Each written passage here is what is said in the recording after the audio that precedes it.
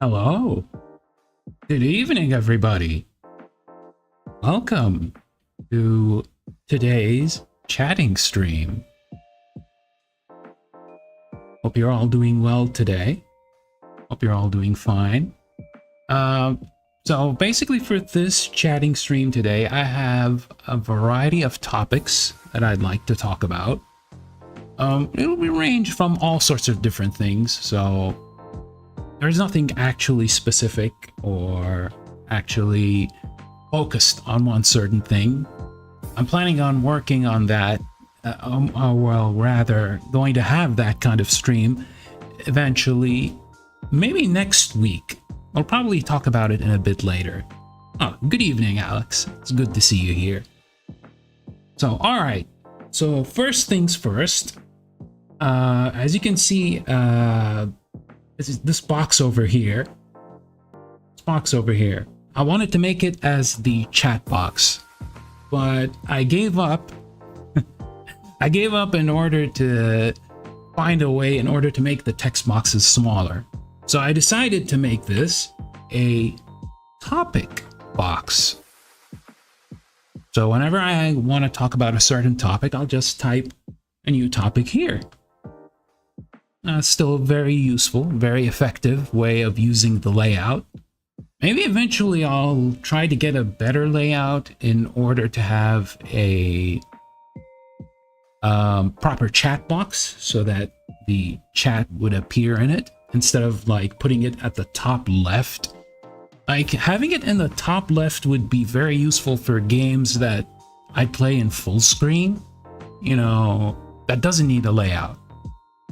Like probably a lot of the fighting games that I may play would require a full screen layout. So having the chat at the top left would probably be for the best. But yeah, still smart use of the current layout for now. Yeah, I guess that's what we'll be going for, hopefully. Yeah, hopefully maybe in the future I may find a solution for these chat boxes. Maybe I'll enlist someone who can help me with the CSS and all the HTML mumbo jumbo that I have no idea about. Yeah. So anyway, what are we going to talk about first? Let's take a look at our first topic for today. Hold on. Let me try to type it here on screen.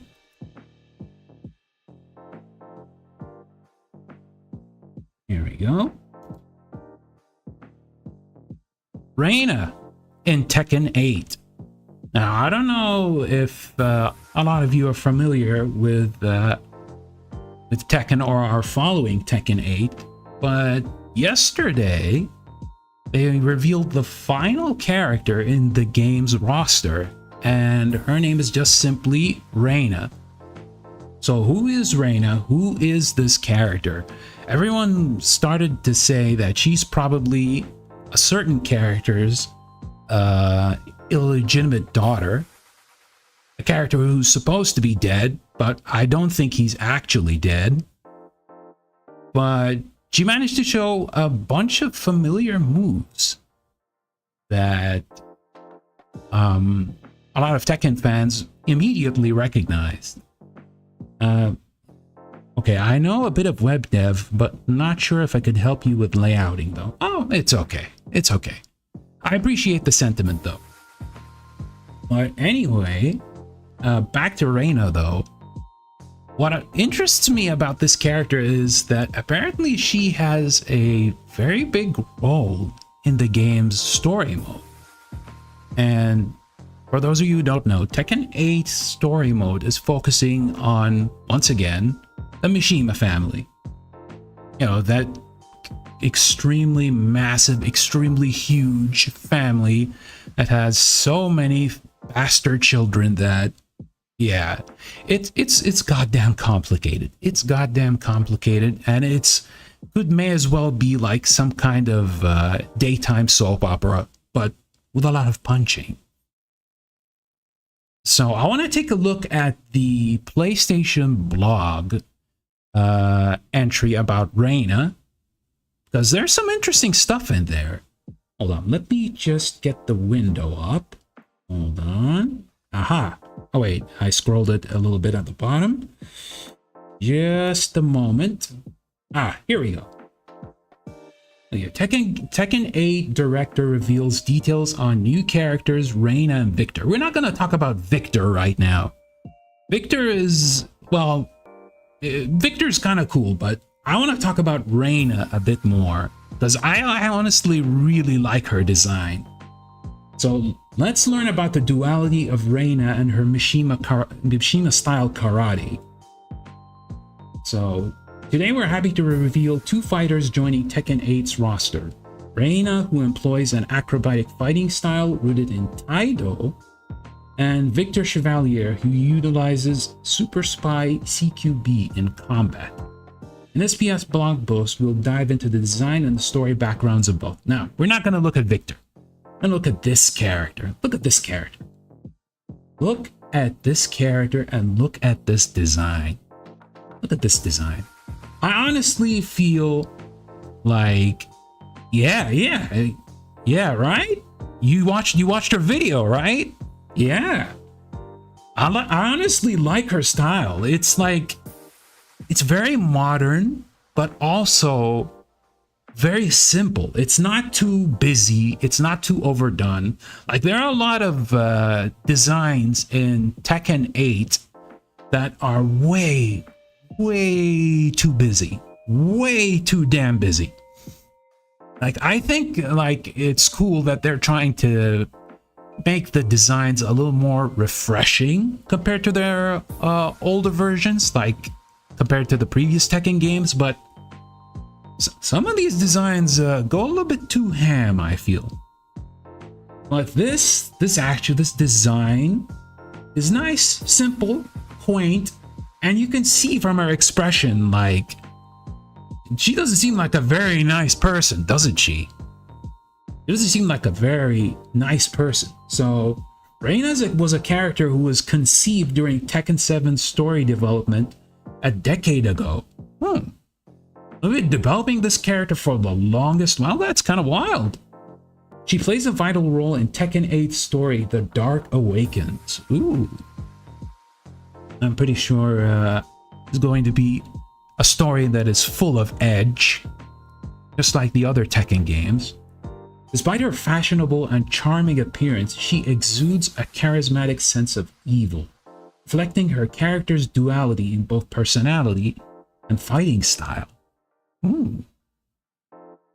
Now look at that. Look at that. Attacks that reflect her personality and acrobatic movement based on Taido. The last Tekken I owned was Tekken 5, and I played a bit of 6 with friends. Some of her kits remind me of Asuka. Oh yeah, exactly. That's a very good observation, Alex. A lot of people, outside of seeing her Mishima-style attacks that she inherited from, well, Heihachi, who, in the end of Tekken 7, he died. I don't believe he died. No, I don't believe he died. 100% I do not believe that this old fucker is dead. Especially in a game that before, in Tekken 5, mentioned that Heihachi Mishima was dead, but then he wasn't dead. He was alive.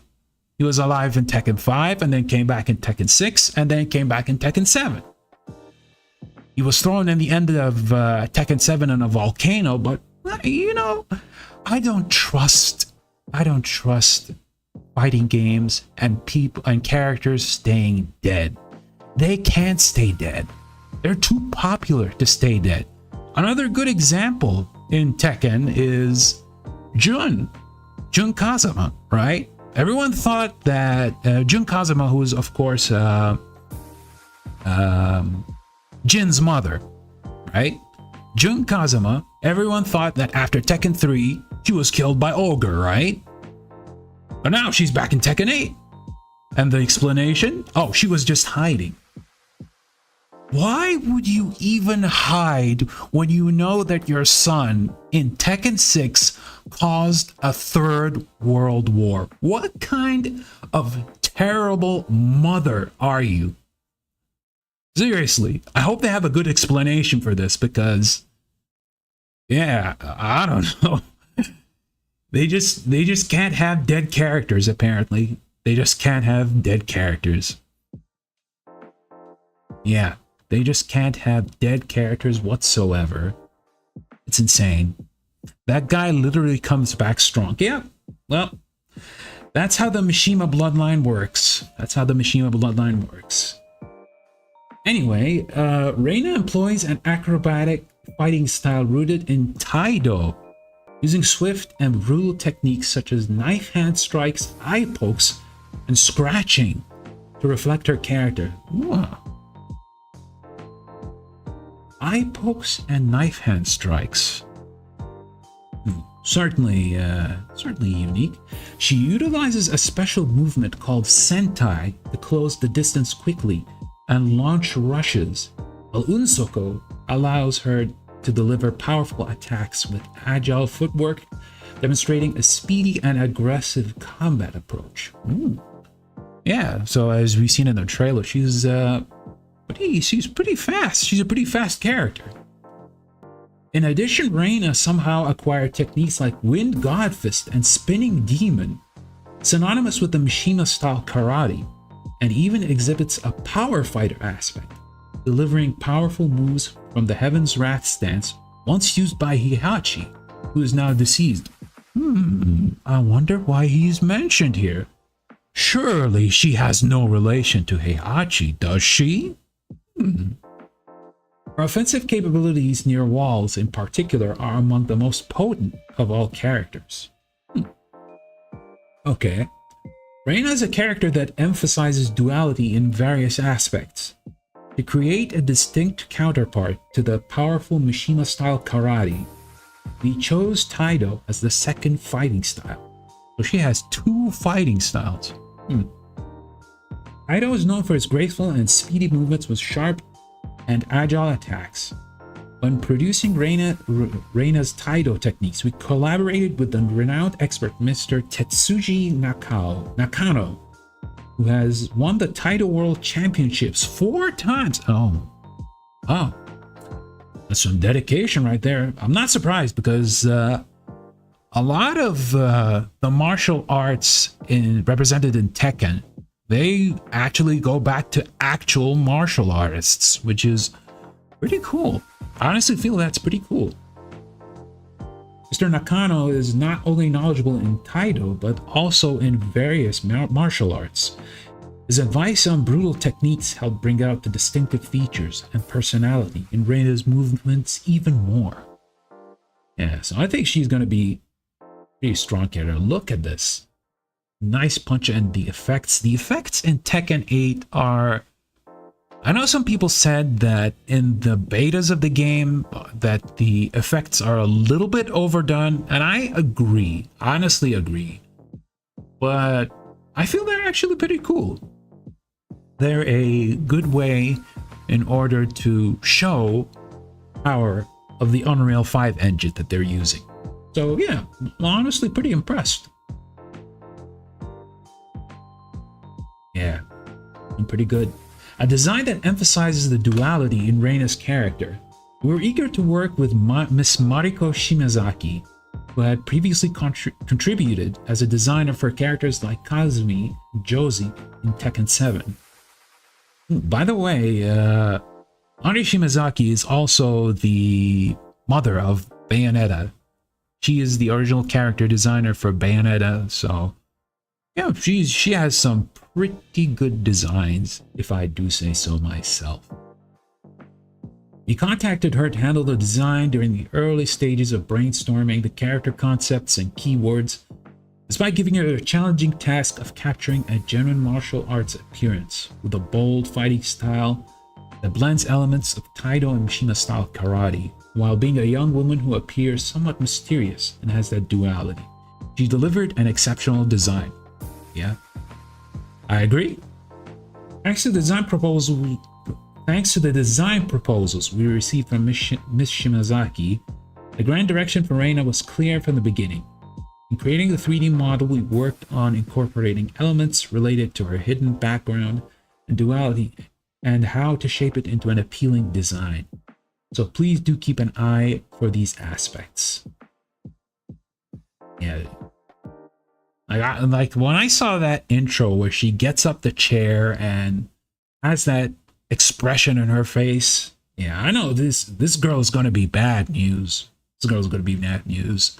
Oh, Zilla, welcome. Welcome. How you doing? Hope you're doing well tonight. Yeah, so she is pretty badass. I'm not gonna lie. Victor, we're not gonna look at you. Who cares about you right now? Yeah, anyway, so I just wanted to talk a little bit about Reina in Tekken 8. Pretty excited for Tekken 8, to be honest.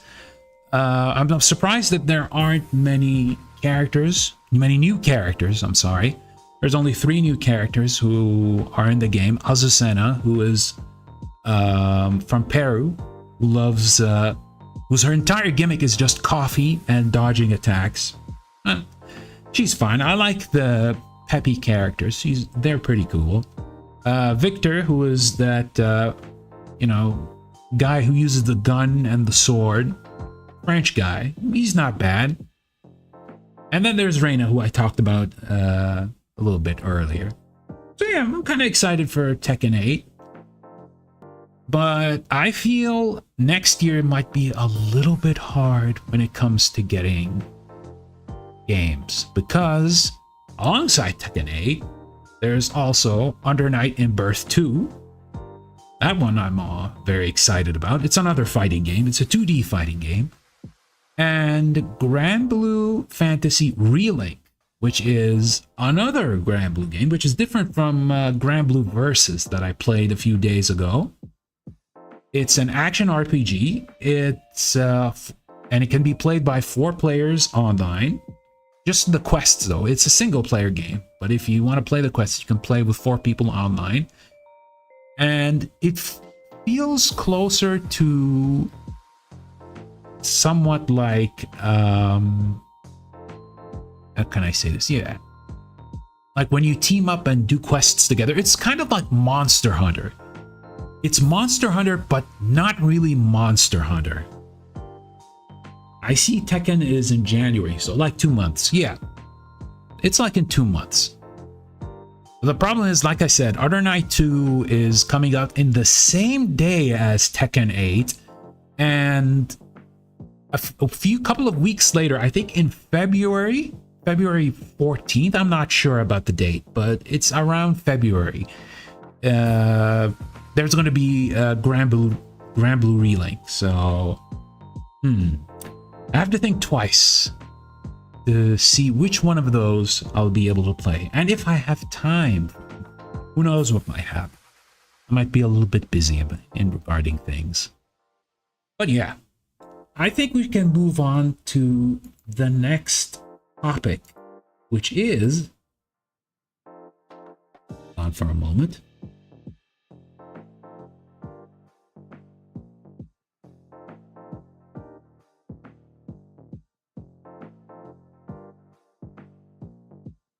VTuber and chat interactivity.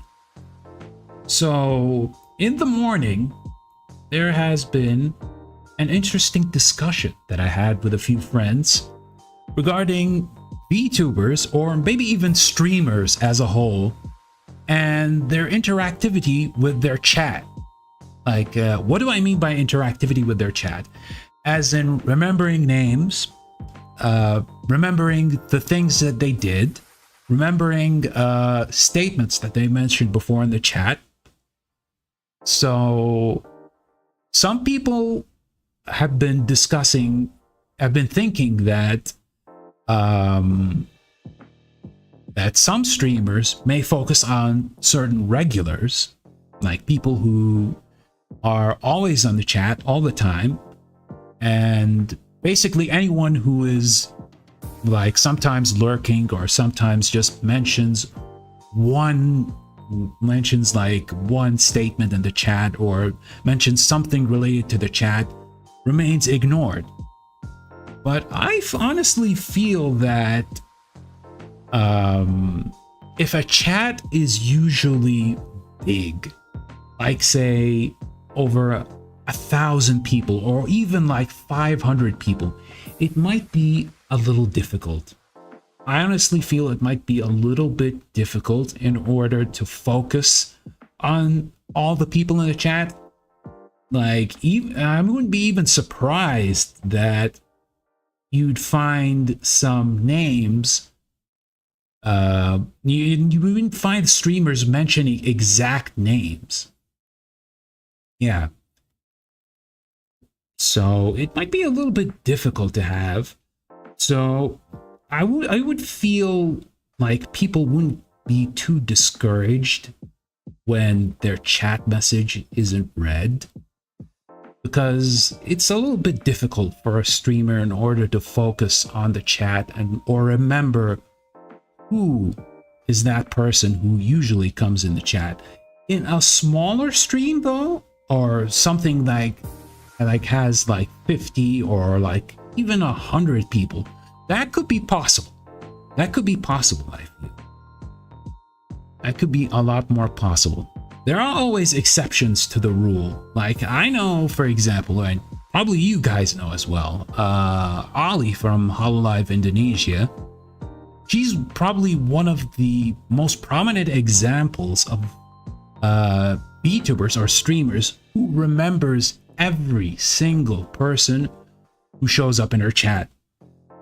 Despite having like usually like 1,000 people to maybe 2,000 people, she remembers regulars. She even like mentions people who she actually doesn't see anymore. And that's honestly pretty cool, but also very rare. It's also very rare to see that kind of thing happening. I honestly feel like it's pretty cool from her part. And I don't know, do you guys think that this should be the exception to the rule, or do you think that, for example, every streamer should remember every person who's in the chat? It takes a real talent to actually remember all those names, to be honest. Yeah, I agree. I agree. Especially when you have a well-known channel. We have a well-known channel with a lot of people in them. But I can honestly also see that VTubers who work in corporations would probably have their managers tell them, it's okay if you want to interact with your chat, but don't make certain people feel special over others, so that the rest of the audience wouldn't feel any jealousy. They wouldn't feel like she's giving them preferential treatment. Why is she focusing on those people? Why not us? Are we not her fans? Do they not care about us? And so on and so forth. But yeah, honestly, it's very difficult. It's very difficult in order to handle such things. And I know a lot of non-VTuber streamers, they don't even care about who's in their chat. They don't care. They have like hundreds and hundreds of people, maybe even thousands of people. They just talk like as if they're one single collective. So yeah, I honestly feel it's pretty interesting. When it comes to interactivity and with certain streamers, especially VTubers. But to anyone who actually feels like a VTuber doesn't care about them and doesn't care about their presence, even when they're consistently in the chat, even though they're very attentive to what the VTuber is saying, don't get discouraged. That's what I feel. Don't get discouraged at all. I'm pretty sure that even if they don't remember your name, even if they don't remember the stuff that you did in the chat or the funny statement that you mentioned in the chat, I think they still appreciate you being there as an audience. So don't get too discouraged. If you feel like, for example, you want to say something, as long as it's tasteful, of course, then that's fine. And don't be shy. if you want to lurk and you don't want to say anything, you just want to watch and enjoy as if you're watching a TV show, and that's also perfectly fine. For me, it would be easier to chat as a single mass. Saves from some of the social complexity. Yeah. Honestly, yeah, I can see that. I can see that because, you know, at the very least, a lot of VTubers, they're introverts. They're introverts, so they're trying their best in order to talk in front of thousands of people. And if they manage to, like, for example, worry about a certain person not being there, or worry about someone in the chat saying, please read my messages, why aren't you giving me attention, why are you not answering what I have to say, I'm asking you a question, you Miss Streamer or Mr. Streamer, answer my question, I typed it in the chat 3, 5, 6 times. Yeah, it gets a little tiring, it gets a little overwhelming. And I can see that. Yeah, it's much less complicated when the chat is on the same boat. Exactly. Which is why I honestly feel like those, like I said earlier, like people like Ali, who remembers the people who usually are in her chat, is something really special. I honestly feel something really special, and I honestly feel like it's a good thing. Would she be the should she be the standard compared to everyone else? Maybe not. I could say maybe because it gives a more incentive to the people in the chat in order to interact even more. Maybe not when it comes to if you have an extremely massive fan base and you can't control what some people have to say. So if you remember a certain person and that certain person is not a very good person, then it might backfire on you. You might get into trouble.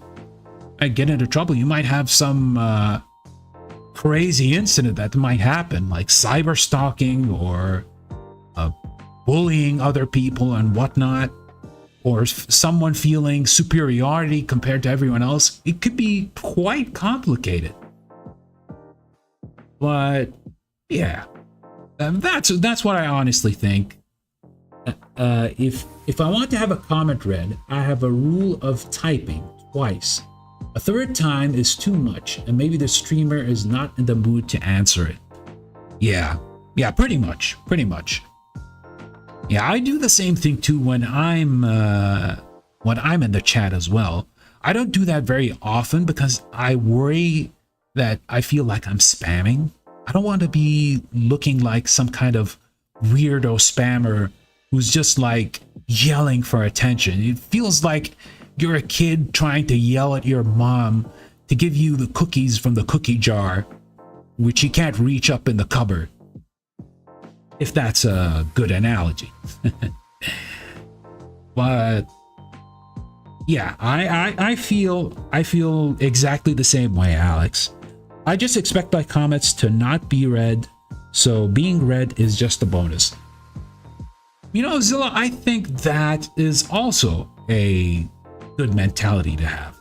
It's also a good mentality to have, in my opinion.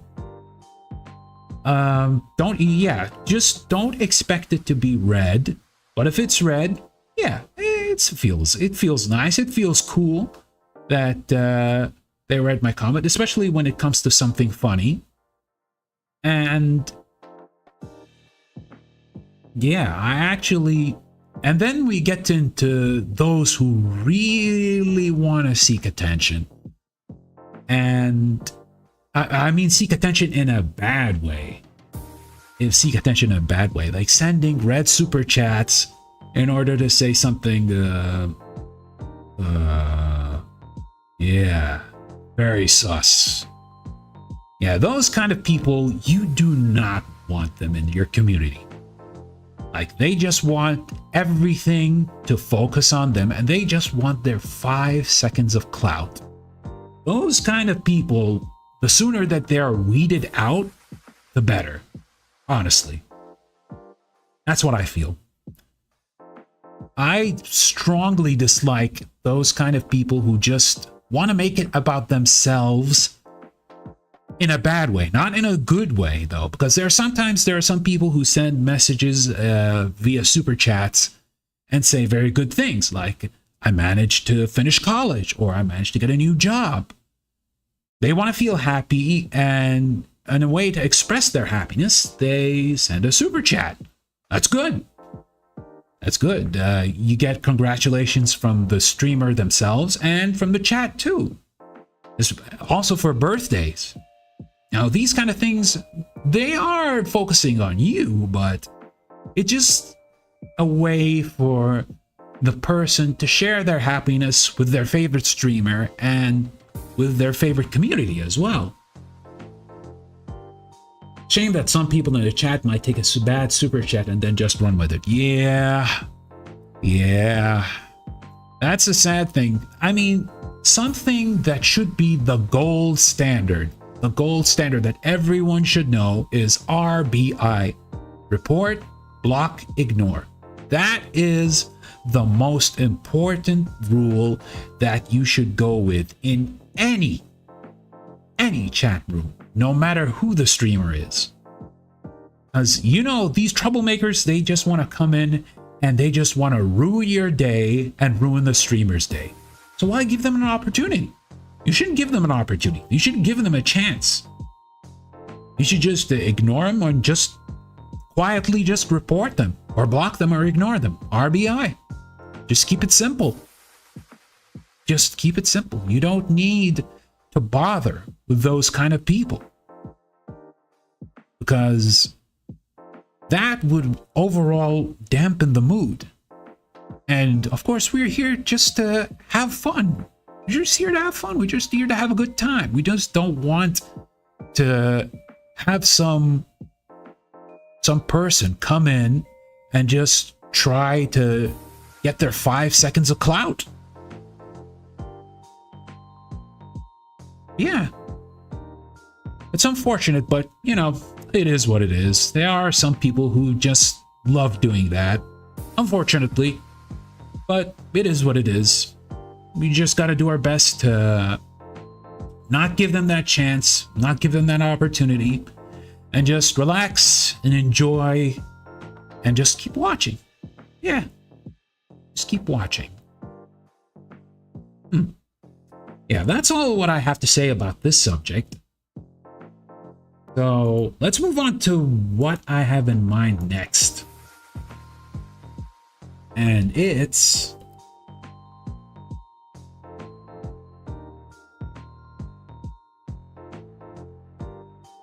cringing from your past.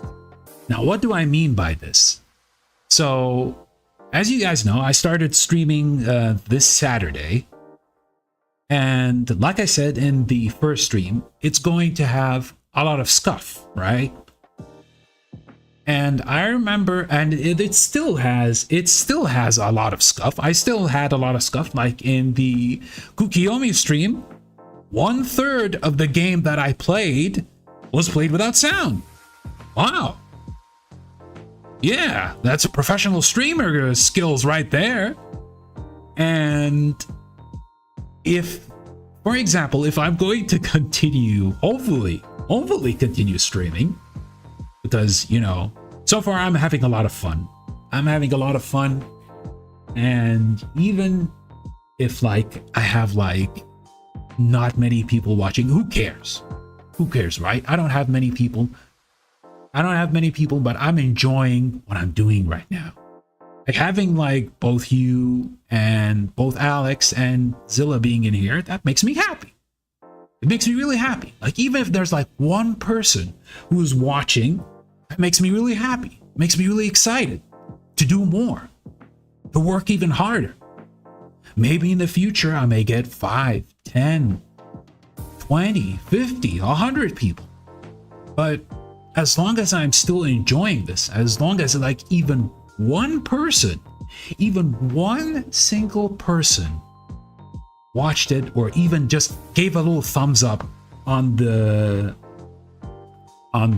video itself, it makes me ecstatic. I'd feel extremely happy.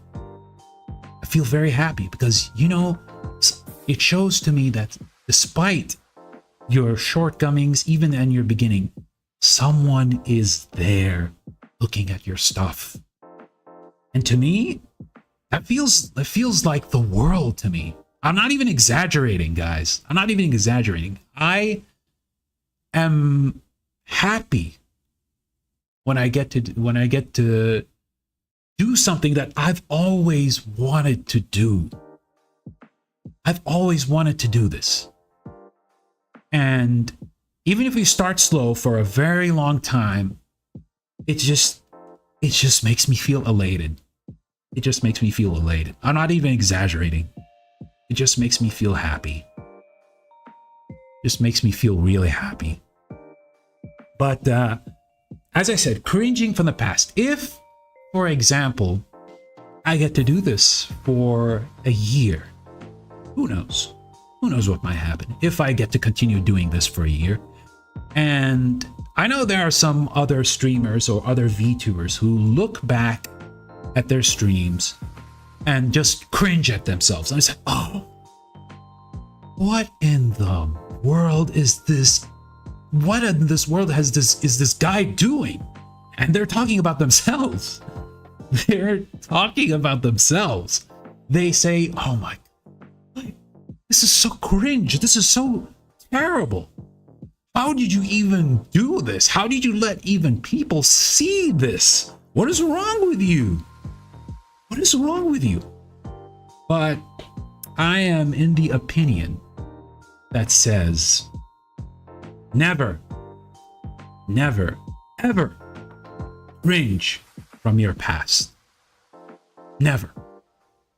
Use this as a way in order to improve yourself in the future. Even if your improvement is slow. Like some people can improve like in a snap, immediately. They can do it so fast. Like in a couple of weeks, in a couple of months, they become a professional in what they're doing. Like even when it comes to professional streamer, professional gamer, professional basically being a doctor or whatever occupation that you're interested in. Yeah, it may take time, but they eventually get to do it quickly. Sometimes others take it a little bit slow. And I feel like you use the mistakes that you've done in the past or the missteps that you had in the past as a way to improve yourself, as a way to make yourself be better, to be a better version of yourself. So actually, when you see something like, when you see these kind of missteps, you look at them, you don't look at them as a bad thing. You look at them as a good thing. You look at them as a good thing. You look at them as you see, I made these mistakes. I'm like any human being. All human beings make mistakes, right?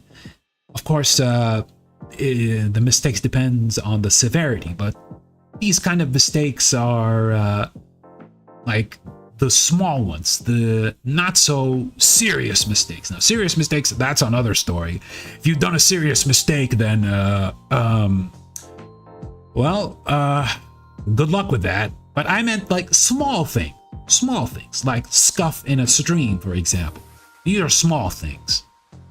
Look at them as a way to be like, yeah, I actually did a mistake, but I still wanted to do what I want to do, is streaming. I think that our future self most of the time will be cringing watching back. If I'm feeling okay with my present self, I don't mind as well. Yeah, that's fair. That's fair. But I have a feeling that my future self will not cringe at something like, say, if I watch my first stream again. That's how I feel. That's how I feel. I may regret these words. Who knows? But I have a good feeling. I have a very good feeling that I won't feel too bad. I wouldn't feel too bad. Because, you know, it's just things that you've done for the first time. And it's better that you do something that you want instead of just holding yourself back and thinking, man, I really messed that up. I feel so embarrassed. I don't want to do this again. I made myself, for example, a potential mockery in front of everyone. I don't want that. But no, I feel like you should continue on and keep doing your best. Yeah, just keep doing your best and just always strive to be a better version of yourself. And when you are a better version of yourself, then you will feel happier. Hopefully, if we are all well, we will see about how it will be when at the first year anniversary. Yeah, who knows? Hopefully it will happen. Who knows? Life can have some unexpected things, but who knows? But for now, let's enjoy the present and let's enjoy what we need to do, or what we enjoy. What we enjoy, yes, not what we need to do. What we enjoy, yes. Yeah. Okay, I think that should be it for this topic. What do we have next? What do we have next? Sorry, my English is kind of dying because I got kind of tired. No, don't worry about it. Don't worry about it. I understood you. Don't worry about it. It's totally fine. Let's see. What other topic do I have in mind? Let's see. Special chatting plans. Yes. So, special chatting plans. So as you know, this is the general Zatsudan. So I get to talk about a lot of things. We already went over a good number of topics right now. But these kind of streams will be specific in one certain topic. Like I said before in the first stream, because there are some things that I need to learn.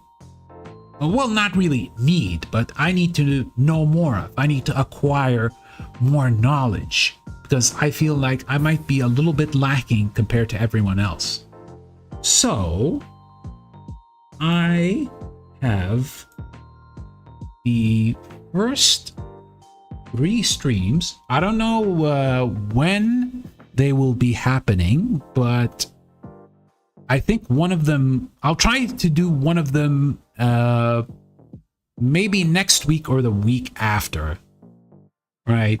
Because I'm trying to think of a way in order to have people interact at least on social media or on Twitter, where I am, where I'm usually on.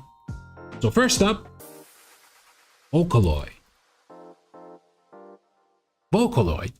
I mentioned it as the first thing that I want to talk about, but Vocaloid is an insane sea of so many talented composers and songs that are being made for it that I only barely scratched the surface. Like, I know a lot of the more popular songs like World's End Syndrome, or that's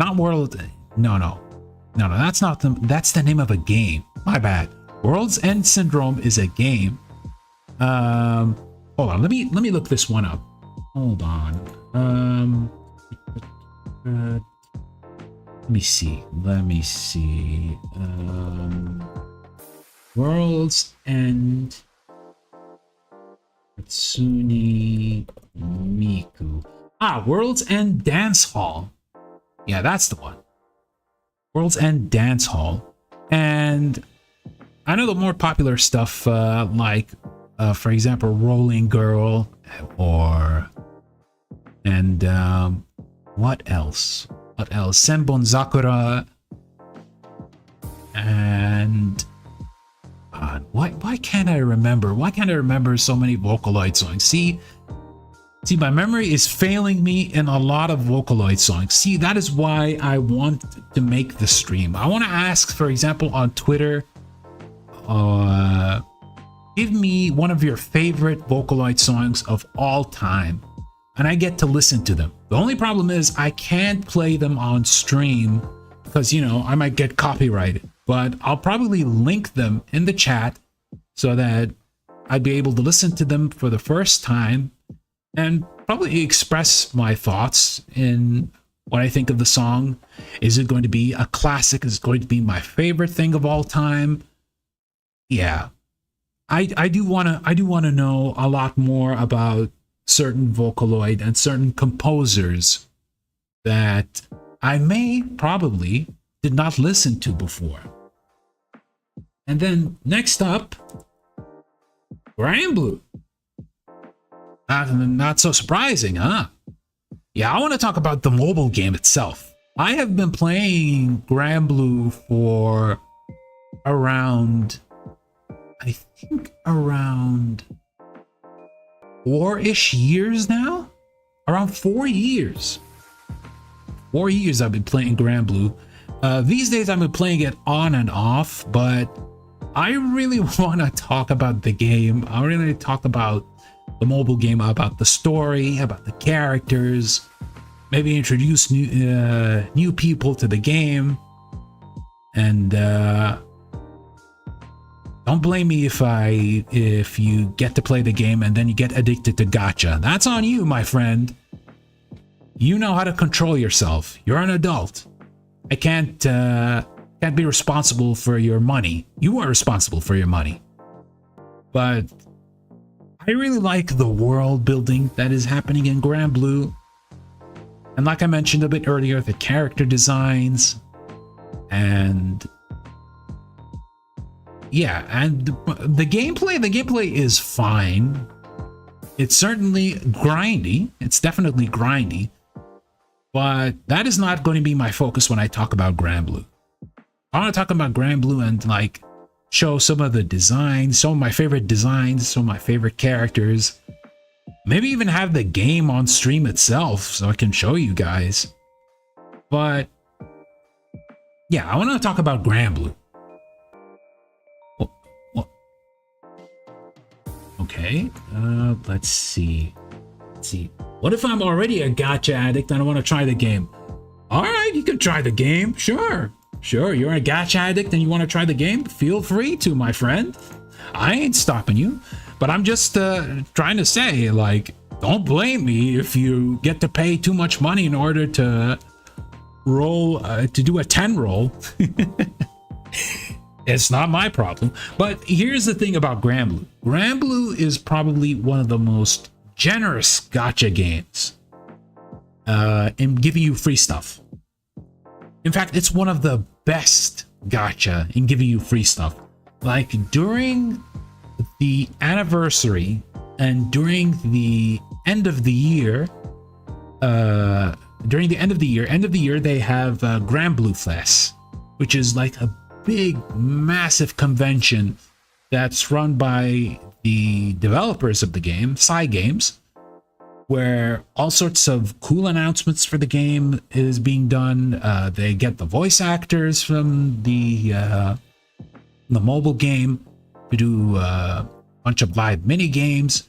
And the most important thing, and to everyone who isn't living in Japan at the very least, is the free stuff. They give you a lot of free stuff. They give you free crystals, they give you free material in order to level up your characters or level up your weapons. They're very, very generous. So I definitely recommend, if you want to start Granblue, you start during December. December would probably be the best time in order to get into Granblue, because they also offer during that time free rolls. Yeah. In the form of, there's a famous mascot that's named Gachapin. It's this little green dinosaur. Let me get a picture for you guys. Hold on. Let me close this. Hold on. Let me get you a picture of this very handsome person. Let me get a picture of this. Hold on.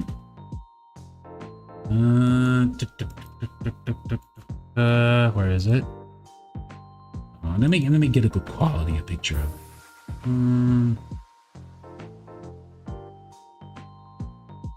Where is he? Where is he?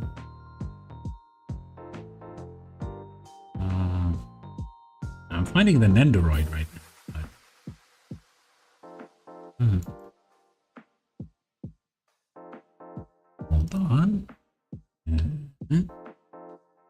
We post this image.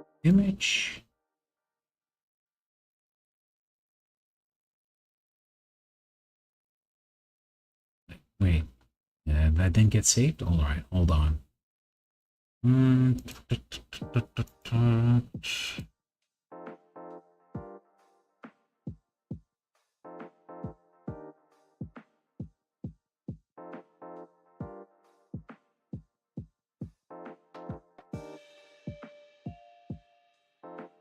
This fella. Look at this.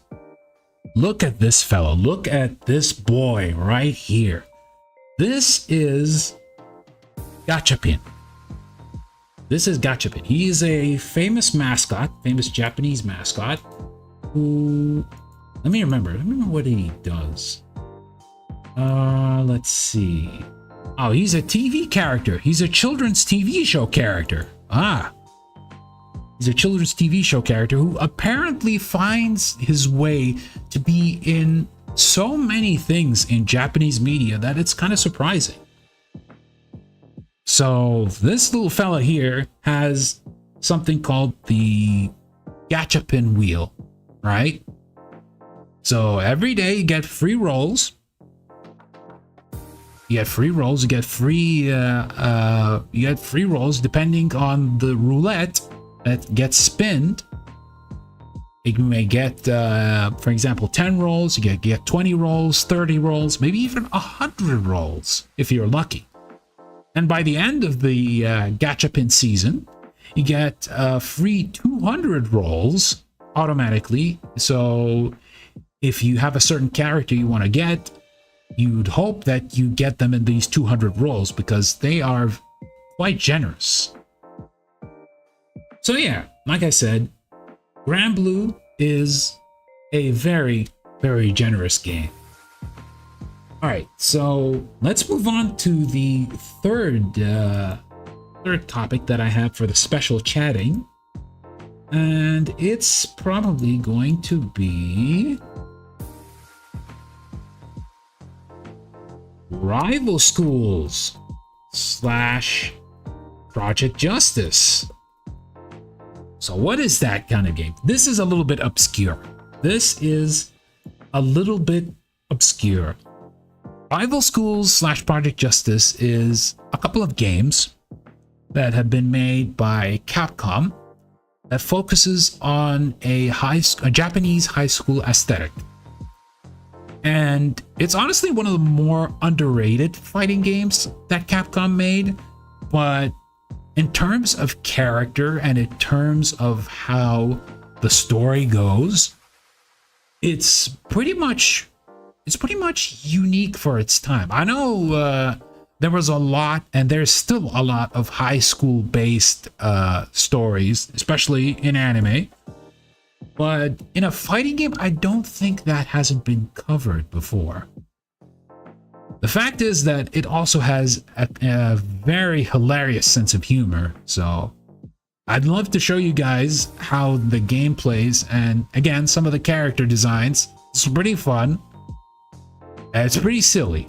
There are some silly things in that game that even if you aren't into fighting games, and I feel like games like both games are fairly easy to play, I think it should be fun if you actually find a way to try it out. Yeah.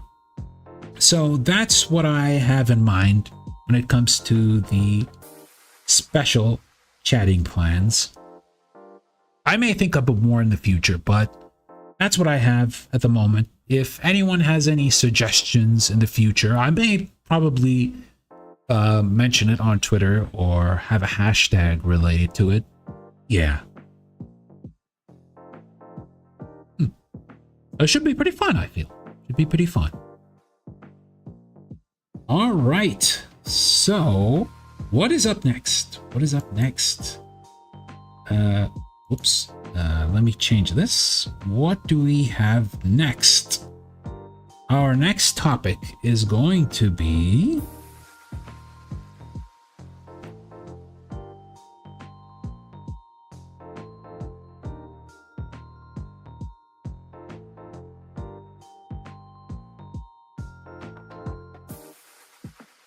potential birthday stream. So, like I mentioned in the first stream, where I did my little introduction and everything, my birthday is on November 22nd. And I've been trying to think of something in order to make it a little bit special, right? I'm not sure if I'll actually pull it off in its full capacity, but I've been thinking about something.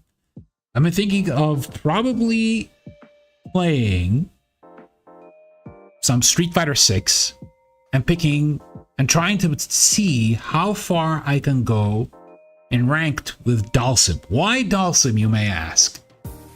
Because he shares the same birthday as I do. Yeah. I'm thinking it might be an interesting challenge to pick up a character who I rarely play as. And on my birthday, I get to try him out. I get to play him. I get to see how far I can go, see how I can learn this character and what rank I could reach.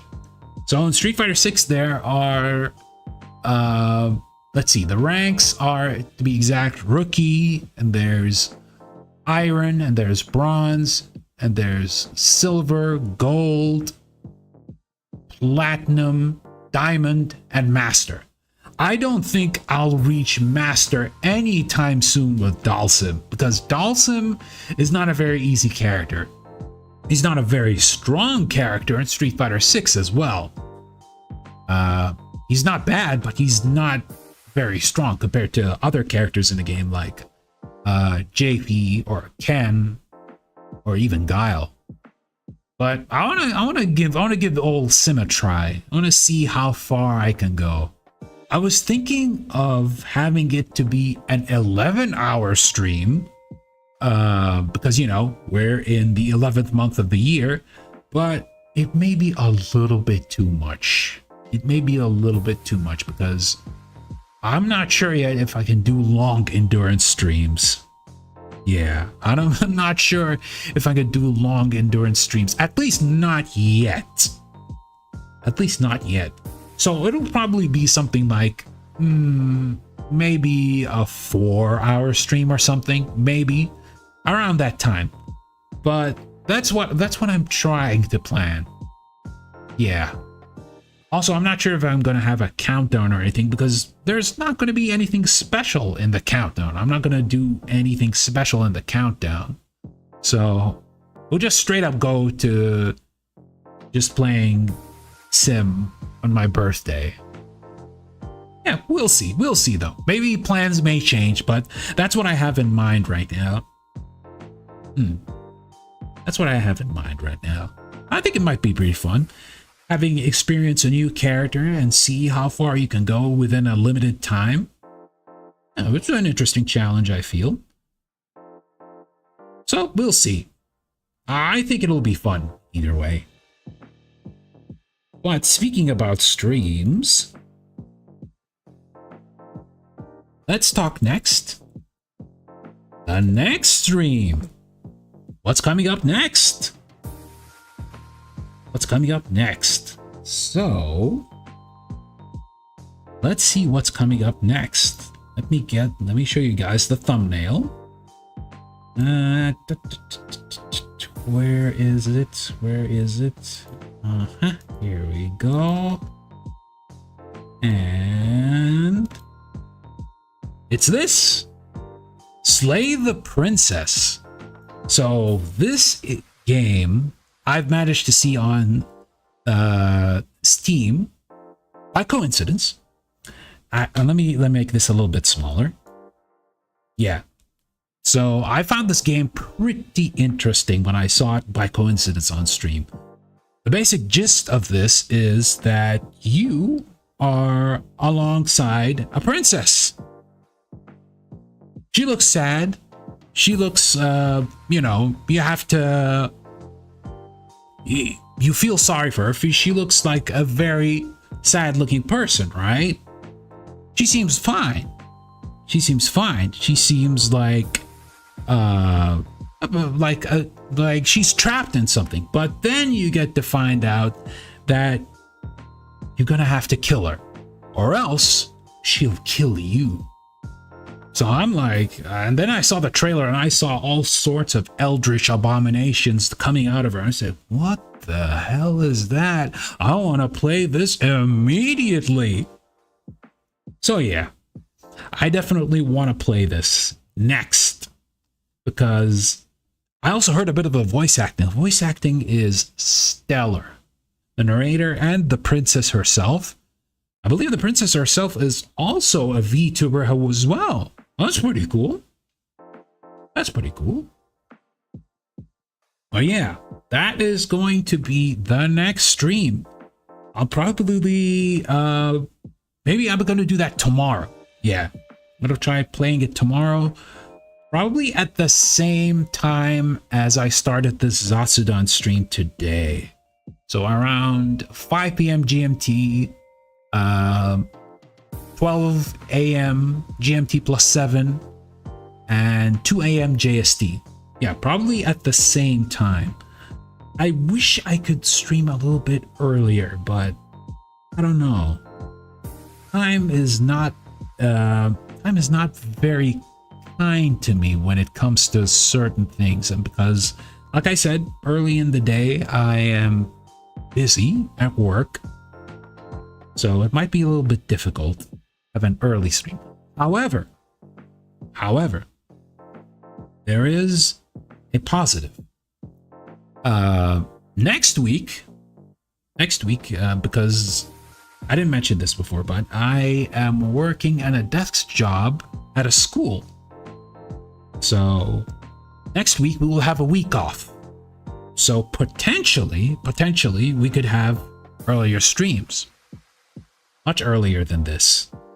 So we could do that.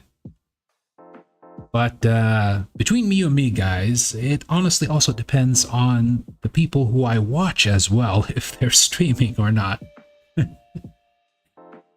Because sometimes during the prime time, where everyone would be able to watch, I get to watch my streamers as well. So I wouldn't want to stream while someone else who I usually watch is streaming as well. So it might be a little bit difficult.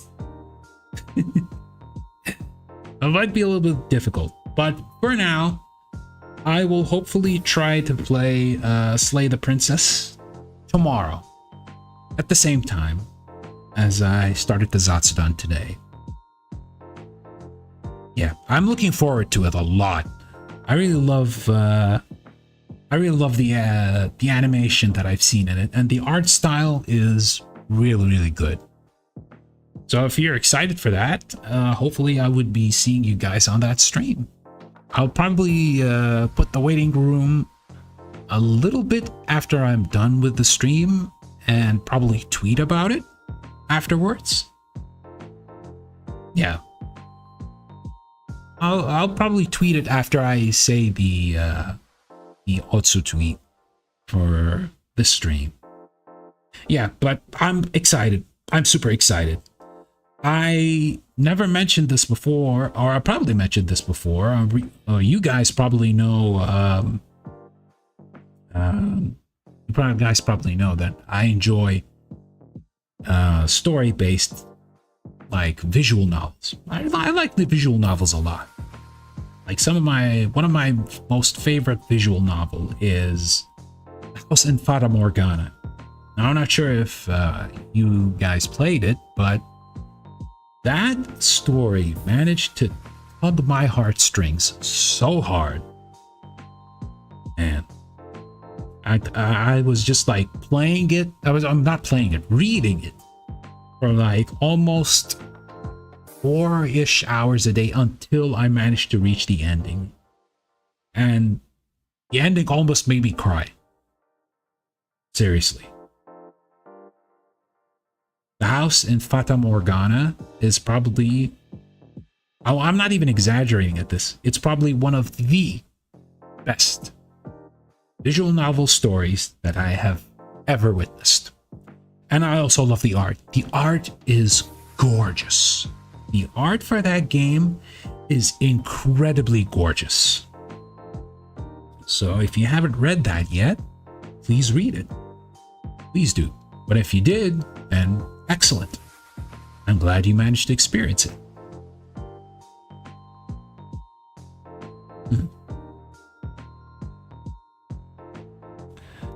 Okay, then. I think that should be it for now. Oh, look at this. This is a little bit unaligned. Let me remove this. Hold on. Yes, there we go. Nicely aligned. So, yeah, I think that should be it for the Zatsudan for today. It's fairly short, 1 hour-ish, but we did manage to talk about a lot of topics that I have in mind and potential plans for the future. I think that should be it should be a lot of cool stuff that it's coming up ahead. And I hope you are all looking forward to it as much as I am. Yeah.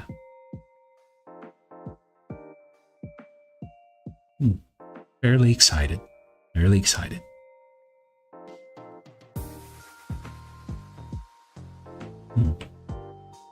Anyway. Yeah. So, as a recap, Slay the Princess, hopefully tomorrow at 5 p.m. GMT. I'm pretty much looking forward to it, and I hope you guys are as well. So, I'll see you guys then. All right. Take care, everybody. Thank you all for coming. Thank you all for being here. And I appreciate all your suggestions or your messages that you've sent in the chat, like I said earlier in the VTuber and chat interactivity thing. We always appreciate people talking in the chat and interacting with them. All right, I will see you guys then. See you guys in the Slay the Princess stream. Take care, everybody, and thank you for being here. Bye-bye. Bye-bye. I'll see you guys tomorrow. Take care. Bye-bye.